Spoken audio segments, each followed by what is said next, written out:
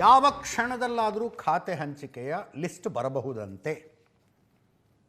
News hour ಮಧ್ಯದಲ್ಲಿ ಬಂದರೆ news hour ಮಧ್ಯದಲ್ಲೇ ಕೊಡ್ತೀವಿ. ಅದನ್ನು 8 ಗಂಟೆಗೆ ಬರಬೇಕಾಗಿತ್ತು.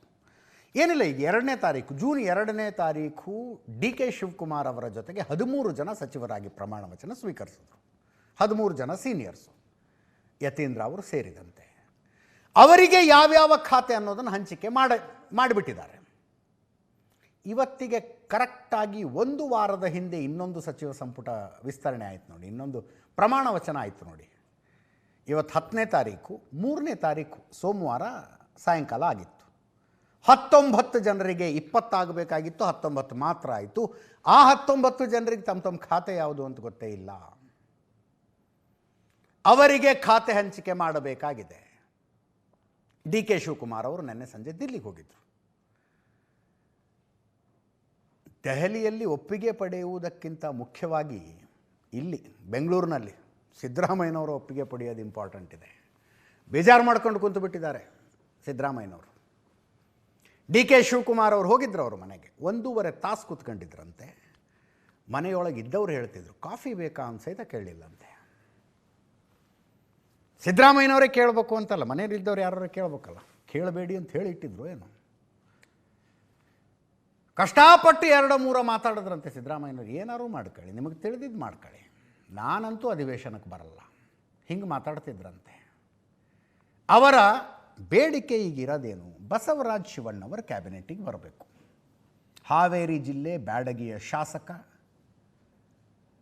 ಬಸವರಾಜ್ ಶಿವಣ್ಣವರ ಕ್ಯಾಬಿನೆಟ್ಟಿಗೆ ಬರಬೇಕು. ಯಾಕೆ? ಒಂದು, ಕುರುಬ ಸಮುದಾಯದಿಂದ ಶಿವಣ್ಣವರು ಬರ್ತಾರೆ. ಆ ಜಿಲ್ಲೆಯಲ್ಲಿ ಕುರುಬ ರೋಡ್ ಜಾಸ್ತಿ ಇದ್ದಾವೆ. ಈ ಕಾಗಿನೆಲೆ ಪೀಠ ಬರುತ್ತೆ ನೋಡಿ, ಕುರುಬ ಸಮುದಾಯದ ಪೀಠ, ಅದು ಬರೋದು ಇವರ ವಿಧಾನಸಭಾ ಕ್ಷೇತ್ರದ ವ್ಯಾಪ್ತಿಯೊಳಗೆ. ಅವ್ರನ್ನ ಮಿನಿಸ್ಟರ್ ಮಾಡಿ ಅಂತ ಸಿದ್ದರಾಮಯ್ಯನವರು ಹಠ ಹಿಡಿದು ಆ ಹೆಸರು ಕೊಟ್ಟು ಬಂದಿದ್ದರು. ಲಾಸ್ಟ್ ಮಿನಿಟಲ್ಲಿ ಅದೇನಾಯಿತು ಏನೋ, ಗಾಯತ್ರಿ ಶಾಂತೇಗೌಡರ ಹೆಸರು ಬಂದುಬಿಡ್ತು. ಗಾಯತ್ರಿ ಶಾಂತೇಗೌಡ ಪ್ರಮಾಣ ವಚನ ಸ್ವೀಕರಿಸದಿರುವಂತೆ ಮಾಡುವಲ್ಲಿ ಸಿದ್ದರಾಮಯ್ಯನವರು ಯಶಸ್ವಿಯಾದರೂ ಬಸವರಾಜ ಶಿವಣ್ಣವರನ್ನ ಕ್ಯಾಬಿನೆಟ್ಟಿಗೆ ಹಾಕುವಲ್ಲಿ ಯಶಸ್ವಿಯಾಗಿಲ್ಲ. ಇದಷ್ಟು ಸರ್ಕಸ್ ಆದ ನಂತರ ಸಿದ್ದರಾಮಯ್ಯನವರು ಒಂದೇ ಒಂದು ಸಲ ಮಾಧ್ಯಮಕ್ಕೆ ಮಾತಾಡಿಲ್ಲ. ಮಾತಾಡಿದ್ರೆ ಏನಾಗಬಹುದು? ದೇವ್ರಿಗೆ ಹತ್ತಿದ ಮಾತು. ಅವರು DK ಶಿವಕುಮಾರ್ ಅವರಿಗೆ ಹೇಳಿ ಕಳಿಸಿದಾರಂತೆ, ನಾನು ಬರೋದಿಲ್ಲ, ಸೆಷನ್ನಿಗೆ ಬರೋದಿಲ್ಲ ಅಂತ. ಸಿದ್ದರಾಮಯ್ಯನವರ ಅನುಪಸ್ಥಿತಿಯಲ್ಲಿ 1 ವಾರದ ಹಿಂದೆ ಸಚಿವ ಸಂಪುಟ ವಿಸ್ತರಣೆಯಾಗಿದೆ. ಬರಲಿಲ್ಲ ಅವರು ರಾಜಭವನಕ್ಕೆ, ಇಲ್ಲೇ ಇದ್ದರು, ಕಾವೇರಿಯಲ್ಲೇ ಇದ್ದರು, ಅವ್ರ ಮನೆಯಲ್ಲೇ ಇದ್ದರು. ಅಲ್ಲಿಂದ ಎಷ್ಟು ದೂರ ರೀ?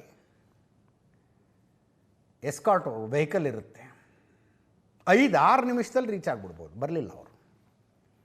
ನನ್ನ ಒಪ್ಪಿಗೆಯಂತೆ ಕ್ಯಾಬಿನೆಟ್ ಆಗಿಲ್ಲ ಅನ್ನುವ ಅಸಮಾಧಾನವನ್ನು ಆ ರೀತಿಯಲ್ಲಿ ಹೊರಹಾಕಿದ್ರು. ಈಗ ನಾನು ಹೇಳಿದ್ದಾಗದೆ ಹೋದರೆ ಅಧಿವೇಶನಕ್ಕೂ ಬರಲ್ಲ ಅಂದಿದ್ದಾರಂತೆ. DK ಶಿವಕುಮಾರ್ ಅವರು 1.5 ತಾಸು ಕೂತ್ಕೊಂಡು ಏನೋ ಮಾತಾಡಿದ್ರು. ಅದಾದ ನಂತರ ದಿಲ್ಲಿಗೆ ಹೋದರು. ಅದರ ಅರ್ಥ DK ಶಿವಕುಮಾರ್ ಅವ್ರ ತಲೆಯಲ್ಲೂ ಇರುತ್ತೆ, KH ಮುನಿಯಪ್ಪನವ್ರು ರಾಜೀನಾಮೆ ಕೊಡಿಸಿದ್ರೆ ಸಮಸ್ಯೆನ ಬಗೆಹರಿದು ಬಿಡುತ್ತೆ, ಅಷ್ಟು ಮಾಡಿಸ್ಬಿಡೋಣ ಅಂತ KC ವೇಣುಗೋಪಾಲ್ KH ಮುನಿಯಪ್ಪನವ್ರನ್ನ ಕರೆಸ್ಕೊಂಡು ಮಾತಾಡೋದ್ರಂತೆ. ಮುನಿಯಪ್ಪ ಜಪ್ಪಯ್ಯ ಅಂದರೂ ಒಪ್ತಿಲ್ಲ ಅವ್ರು ರಾಜೀನಾಮೆಗೆ.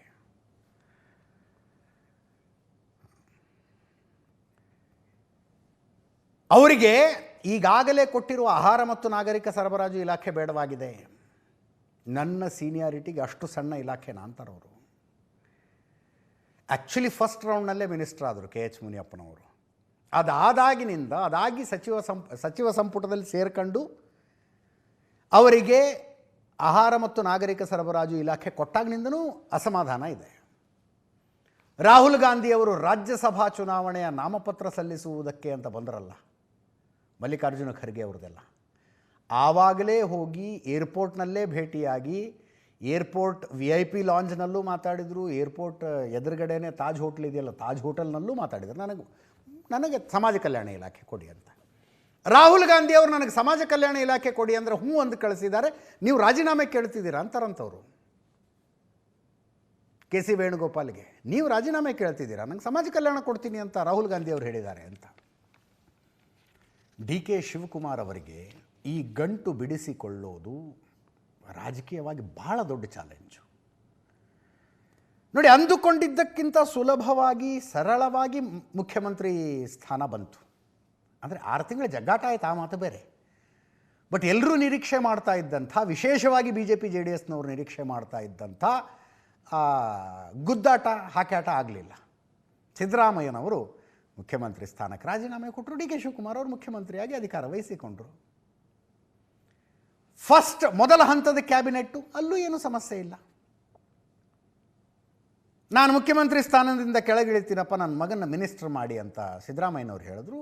Congress readily accepted it. ಕಾಂಗ್ರೆಸ್ಸಿನ ದೆಹಲಿ ವರಿಷ್ಠರು ತುದಿಗಾಲಲ್ಲಿದ್ದರು ಆ ಬೇಡಿಕೆಯನ್ನು ಈಡೇರಿಸೋದಕ್ಕೆ. ಸಿದ್ದರಾಮಯ್ಯನವರು ಸಮಾಧಾನ ಆಗ್ತಾರೆ ಅಂತ. ಮೊದಲ 13 ಜನ ಮಿನಿಸ್ಟರ್ ಆದವರು, ಅವ್ರ ವಿಷಯದಲ್ಲಿ ಏನೂ ಸಮಸ್ಯೆ ಇಲ್ಲ. ಸಿದ್ದರಾಮಯ್ಯನವರು ಸಂತೋಷವಾಗಿ ಕ್ಯಾಬಿನೆಟ್ಟಿಗೆ ಬಂದರು, ಕ್ಯಾಬಿನೆಟ್ ರೀಶಫಲಿಗೆ ಬಂದರು, ಕ್ಯಾಬಿನೆಟ್ ಫಾರ್ಮ್ ಆಗುವಾಗ ಬಂದರು, ವೇದಿಕೆಯ ಮೇಲಿದ್ದರು. ಡಿ ಕೆ ಶಿವಕುಮಾರ್ ಅವರ ಪತ್ನಿ, ಮಕ್ಕಳು ವೇದಿಕೆಯ ಮೇಲೆ ಸಿದ್ದರಾಮಯ್ಯನವರ ಕಾಲು ಮುಟ್ಟಿ ನಮಸ್ಕಾರ ಮಾಡಿ ಆಶೀರ್ವಾದ ತಗೊಂಡ್ರು. ಅನೇಕರಿಗೆ ಆಶ್ಚರ್ಯ ಆಯಿತು, ಡಿ ಕೆ ಶಿವಕುಮಾರ್ ಅವ್ರಿಗೆ ಇಷ್ಟು ಸುಲಭವಾಗಿ ಬಂದುಬಿಡ್ತಾ ಮುಖ್ಯಮಂತ್ರಿ ಸ್ಥಾನ ಅಂತ. ಒಳಗಿಂದೊಳಗೆ ಮಾಡಿದ ಸರ್ಕಸ್ಗಳ ಜನರಿಗೆ ಗೊತ್ತಾಗೋದಿಲ್ಲ, ಬಂದ್ಬಿಡ್ತಲ್ಲ ಇಷ್ಟು ಸುಲಭವಾಗಿ ಅಂತ. ಅದಾದ ಮೇಲೆ MLC ಎಲೆಕ್ಷನ್ನು, BJPಯವರು ವೋಟ್ ಹಾಕಿದ್ರು, JDSನವರು ವೋಟ್ ಹಾಕಿದ್ರು. ಪಾಲಿಟಿಕಲಿ ಡಿ ಕೆ ಶಿವಕುಮಾರ್ ಅವರಿಗೆ ಏನು ದೊಡ್ಡ ಗೆಲುವು. ಹಳಿಗೆ ಬಂತು ಟ್ರೇನು ಅಂತ ಅನ್ನಿಸ್ತು. ಹಳಿಗೆ ಬಂತು, ಇನ್ನೇನು ಆಕ್ಸಲೇಟರ್ ಕೊಟ್ಟು ಸ್ಪೀಡ್ ಆಗಬೇಕು, ಅಷ್ಟರಲ್ಲಿ ಕ್ಯಾಬಿನೆಟ್ ಎಕ್ಸ್ಪಾನ್ಷನ್ ಆಯ್ತು. ನೋಡಿ, ಸಮಸ್ಯೆಗಳ ಸರಮಾಲೆನೇ ಮುಗಿತಾ ಇಲ್ಲ. ನೆನ್ನೆ ಅಲ್ಲಿಗೆ ಹೋದರು, ದಿಲ್ಲಿಗೆ ಹೋಗಿದ್ದೇ ರಾತ್ರಿ ಆಗಿತ್ತು. KC ವೇಣುಗೋಪಾಲರನ್ನು ಭೇಟಿಯಾಗಿದ್ದಾರೆ. ನೆನ್ನೆ ರಾತ್ರಿ ಭೇಟಿಯಾದರೆ, ಇವತ್ತು ಬೆಳಗ್ಗೆ ಭೇಟಿಯಾದ್ರೆ. ಬೆಳಗ್ಗೆ ಬೇಗ ಬಂದಿದ್ದಾರೆ ಬಿಡಿ. ಲಿಸ್ಟ್ ತಗೊಂಡು ಹೋಗಿದ್ರಂತೆ, ಇಂತಿಂಥವ್ರಿಗೆ ಇಂಥ ಖಾತೆ ಅಂತ. KC ವೇಣುಗೋಪಾಲ್ ಅದು ಇಸ್ಕೊಂಡು, ನಾವು ಮಾತಾಡಿ ಲಿಸ್ಟ್ ಕಳಿಸ್ತೀವಿ, ನೀವು ಹೊರಡಿ ಅಂದ್ರಂತೆ. ಹಿಂಗಿದೆ ರಾಜಕಾರಣ. ಏನು ಇವ್ರ ಪಕ್ಷದಲ್ಲಿ ಒಂದೇ ಅಲ್ಲ, BJPಲೂ ಹಿಂಗೇನೆ. ಮುಖ್ಯಮಂತ್ರಿಗಳು ತಮ್ಮ ಆಯ್ಕೆಯ ಕ್ಯಾಬಿನೆಟ್ ಮಾಡಿಕೊಂಡ್ರು, ತಮ್ಮ ಆಯ್ಕೆಯ ಸಚಿವರಿಗೆ ತಮ್ಮ ಆಯ್ಕೆ ಇಲಾಖೆಗಳನ್ನು ಕೊಟ್ಟರು. ಅದಂಗೆಲ್ಲ ಆಗೋದೇ ಇಲ್ಲ. ಅಟ್ಲೀಸ್ಟು ಡಿ ಕೆ ಶಿವಕುಮಾರ್ ಅವರು ಮನವಿ ಮಾಡಿ ಆದರೂ ಬರಬೇಕಾಗಿತ್ತು KC ವೇಣುಗೋಪಾಲರಿಗೆ. ಏನೇ ಲಿಸ್ಟ್ ಫೈನಲ್ ಮಾಡಿ ಅದನ್ನು ಫಸ್ಟ್ ನನಗೆ ಕಳಿಸಿ, ನಾನು ರಾಜ್ಯಪಾಲರಿಗೆ ಕಳಿಸಿ ಅದನ್ನು ಮಾಧ್ಯಮಗಳಿಗೆ ಬಿಡುಗಡೆ ಮಾಡ್ತೀನಿ ಅಂತ ಹೇಳಿ ಯಾರೂ ಬರಬೇಕಾಗಿತ್ತು. ಅದರ್ವೈಸ್ ಲಾಸ್ಟ್ ಟೈಮ್ ಮಾಡಿದಾರಲ್ಲ, AICC ಲೆಟರ್ನಲ್ಲಿ ಕಳಿಸ್ಬಿಡೋದು. ಅದು ಸಂವಿಧಾನದ ಪ್ರಕ್ರಿಯೆಯ ಅಪಹಾಸ್ಯ. ಅದು ಈ ಸಲ ಹಂಗೆ ಮಾಡಬೇಡಿ ಅಂತ ಕೇಳ್ಕೊಂಡಾರು ಬರಬೇಕಾಗಿತ್ತು ಡಿ ಕೆ ಶಿವಕುಮಾರು. ಕೇಳಿದಾರೋ ಇಲ್ಲೋ ಗೊತ್ತಿಲ್ಲ.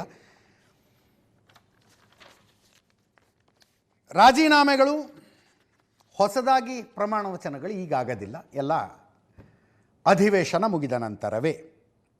ಡಿ ಕೆ ಶಿವಕುಮಾರ್ ಅವರು ಮಾತಾಡಿದ್ದಾರೆ, ಕೇಳಿಸ್ಕೊಳ್ಳಿ.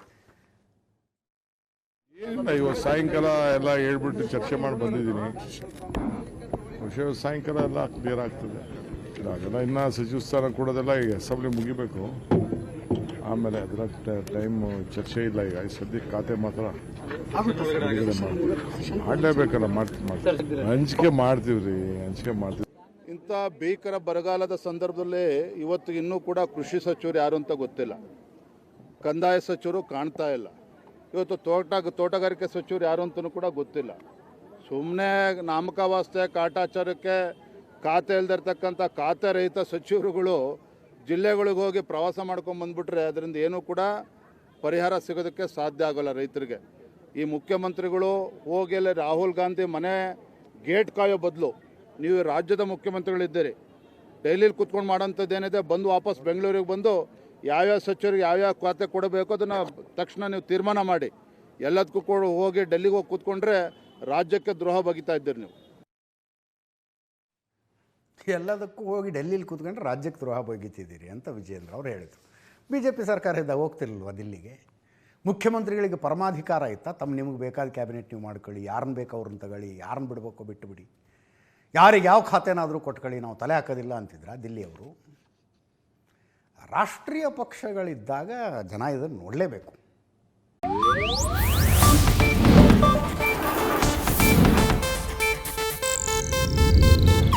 ಇದು ಏಷ್ಯಾನೆಟ್ ನ್ಯೂಸ್ ನೆಟ್ವರ್ಕ್ ಪ್ರಸ್ತುತಿ.